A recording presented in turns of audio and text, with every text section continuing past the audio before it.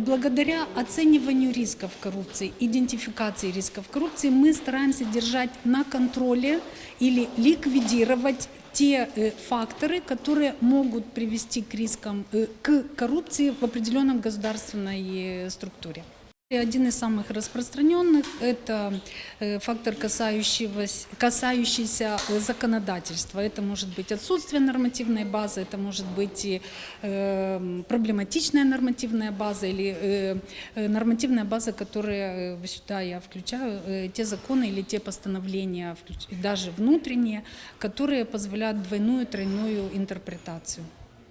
Мы уже собираем результаты оценивания рисков коррупции. Она в чем помогает?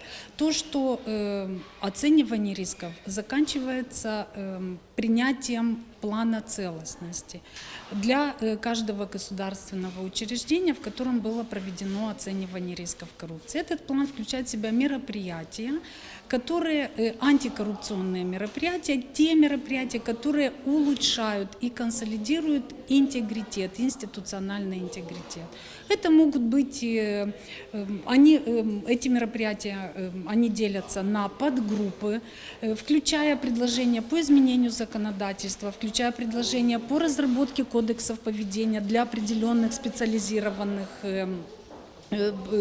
структур с специализированным видом деятельности, включая рекомендации, вернее, пункты по изменению, пересмотру функциональных обязанностей, включая по организации курсов повышения квалификации или лекций на антикоррупционную тему.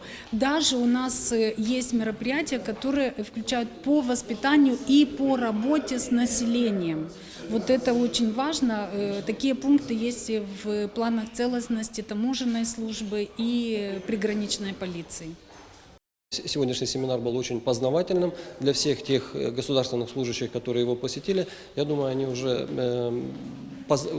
их ознакомили и с теми изменениями, которые произошли в законодательстве, познакомили вообще с тем объемом законодательства, которое имеется в сфере борьбы с коррупцией. И плюс, учитывая, что каждый занимает какие-то должности, уже оценивать риски на конкретном рабочем месте, исходя из тех прав и обязанностей, которые есть у каждого государственного служащего. Полагаю, это было очень познавательно.